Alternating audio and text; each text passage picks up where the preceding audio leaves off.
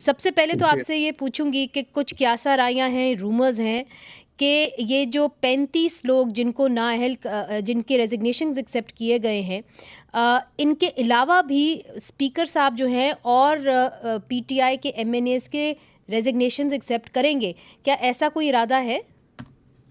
I don't know कि speaker साहब जो है क्या इरादा रखते हैं या नहीं, लेकिन बात यह है कि पीटीआई वाले भी तो खुदा का वास्ता है अपना माइंड तो मेकअप कर ले। दोहरा दोहरा यार कहता है शाह महमूद, उनसे पूछो भाई तुमने इस्तीफा दिया या नहीं दिया, मेकअप योर माइंड। कभी कहते हो इस्तीफा ले लो, क्यों नहीं लेते हो, जल्दी लो, कभी कहते हो क्यों लिया। तो it's a confusion on their and ना। इन आपने इस्तीफा दे दिया है तो आपको एक्सपेक्ट करना चाहिए कि थ्रू वॉट एवर प्रोसेस एक दिन तो इस्तीफा कबूल हो जाएगा, unless you you are saying कि नहीं हम नहीं देना चाहते, और you go and formally write कि नहीं ये हमारा इस्तीफा वापस दे दो हमें। तो एक तरफ तो बात को करो ना, आप खुद कंफ्यूज हो, फिर जो है वो ब्लेम गेम इधर उधर चल रही है। So if they want to come back, they are most welcome to come back.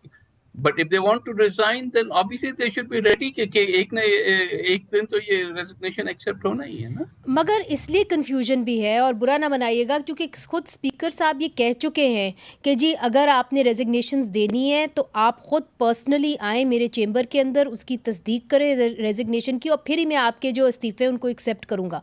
मगर फिर जी यकदम राना सनाउल्लाह साहब भी एक रात पहले ये कह रहे थे, मगर फिर जो है उनके इस्तीफ़े इस तरीके से मंजूर कर लिए गए। तो फिर दोहरा म्यार, तो फिर ऑपोजिशन कहती है कि वो तो पीडीएम का भी है।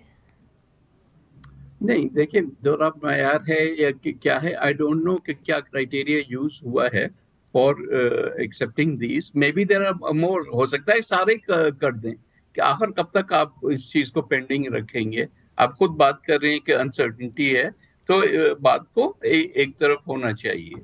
तो अगर पीटीआई नहीं चाहती रिजाइन करना तो लिख के देना कि हम नहीं चाहते रिजाइन करना। लेकिन जो हो गए हैं रेजिग्नेशन एक्सेप्ट, वो तो चले गए, बाकी लोग तो कर सकते हैं ना। तो आपको अभी इस वक्त नहीं मालूम कि क्या स्पीकर और रेजिग्नेशंस को एक्सेप्ट करेंगे कि नहीं करेंगे, और उनका जवाब भी क्या था इन रेजिग्नेशंस को एक्सेप्ट करने का, और जो 70 जिनके रेजिग्नेशंस नहीं एक्सेप्ट हुए उनका जवाब क्या था? देखिए ये तो डोमेन स्पीकर का है ना, रेजिग्नेशन भी स्पीकर को दिए गए हैं। ये गवर्नमेंट का डोमेन तो नहीं है कि गवर्नमेंट उस पे जो है असरअंदाज हो। So let him decide in his own way. और जो दूसरे प्रिंसिपल्स हैं जो कि पीटीआई है इन दिस केस, तो दे शुडंट बी शॉक्ड के उनके रेजिग्नेशन हमने कहते हमने दिए थे, एक्सेप्ट क्यों हो गए। ये अजीब बात है। वो पिछली दफा से भी आई गेस यूज्ड टू हैं कि धरने के बाद उन्होंने इस्तीफे दिए, फिर जब टाइम गुजर गया, देखा कि इसका कोई फायदा नहीं है, तो जाके फिर वापस ले लिए। तो ये क्या है, मजाक तो नहीं है, दिस इज पार्लियामेंट।